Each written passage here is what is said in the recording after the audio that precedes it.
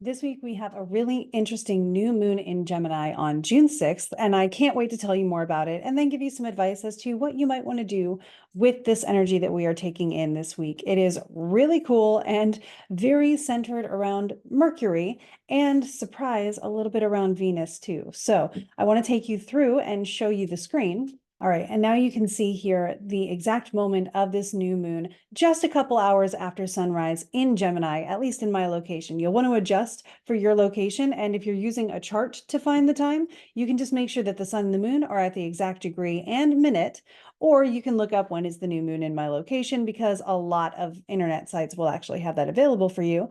Here, it's around 8:37 a.m., so you can also adjust that time to your time zone to make sure that you will know when this is occurring. Now, of course, looking at it is going to be a little pointless because all you're going to see is the sun, and we don't want to look directly at the sun. So what you're going to just know is that when that sun is there around this time, it is the perfection of the new moon, but also you may have noticed someone else is along for the ride on the very same degree. And Hellenistically, this would be considered Venus's cazimi. The Hellenistic astrologers said that if a planet is on the same degree or partile as the sun, they are beginning their new cycle. And so Venus is here, having just met with the sun by exact degrees on Tuesday, I believe, by exact, and is now moving forward past the sun, gaining in speed, but still on the same degree as the sun. And so she is still considered Hellenistically cazimi. By Persian and later medieval standards, you would need Venus to be within 15 degrees of degree minutes of that 17 here. So we would want Venus to be at the same degree as the sun and within 15 or 16 degree minutes of perfection of that transit. A perfection of that conjunction would look like exactly what the moon is experiencing, right? A perfection of that conjunction would look exactly like what the moon is doing at this point, where the degree and the minute numbers are exactly the same. So Venus is in a Hellenistic qualification of cazimi at this time still, and has been for the past few days, but not quite within the parameters of the medieval 16 degree minutes of the same degree as the sun. So that's something to keep in mind, is that Venus is kind of having a moment in the same sign with the moon, with the sun. So if you're feeling more Venusian, if you're feeling more poetic, and if relationships are coming to the front in this Gemini new moon, it's less Gemini and more Venus for you, then that is totally understandable, because the moon is really activating this Venus conjunction with the sun.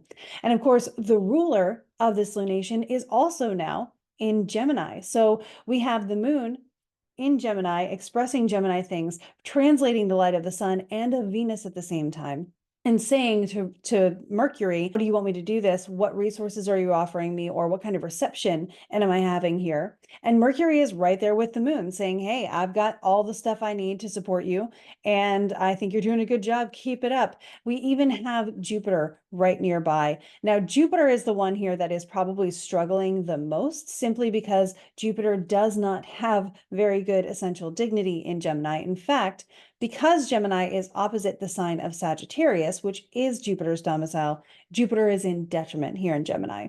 The way I described it on the Ask Me Astros live broadcast on Instagram this week was that Jupiter wants to listen to a radio station and be an expert in a certain genre or maybe a certain radio show. And in Gemini, someone has permanently put the radio on seek so that every 3 seconds it's a different song. And that could be enjoyable, but it's more the sampling nature rather than the indulgent nature or the expansive nature that Jupiter's used to.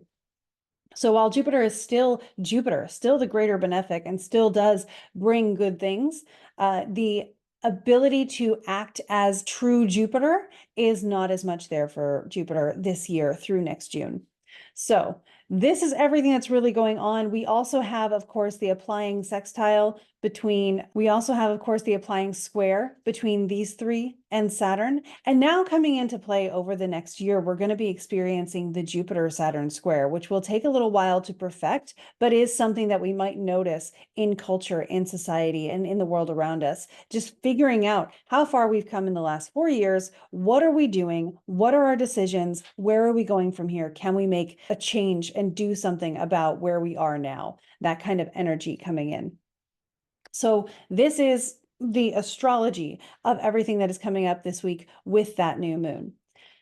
Now let's talk a little bit about how you might apply this new moon, this Gemini energy that is coming through. Again, it's super strong. We've got the Venus cazimi with the sun, Venus at least conjunct with the sun, depending on whatever parameters you're using, Hellenistic or medieval. The moon is right there. The three of them are on the same degree. So we have a very Venusian Gemini moon happening here with the support of Mercury in Gemini, therefore in Chariot in their own domicile, and Jupiter also nearby. So a lot of energy, a lot of yes kind of energy going along with this. And Saturn is square to it. So we do have this certain level of restraint. So it's a great time for planning. It is a new moon. This is a great time for planning Mercurial or Gemini themed things. So if you think about Gemini themed things, it would be things that go along with sending messages, with communication, with community, with your sort of social connections, with whatever brings that point A and point B together.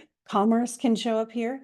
And so we have a lot of things that are making connections this week, and perhaps a lot of people who are making connections this week, or a lot of relationships that are getting a new fresh start or that are renewing themselves in some way, whether it's a renewed understanding in knowing that this isn't an ideal relationship right now, or a renewed understanding that this is a relationship and I see it differently. And I'm looking forward to growing together and adapting, because Gemini, of course, is a mutable sign. So change is a part of that plan.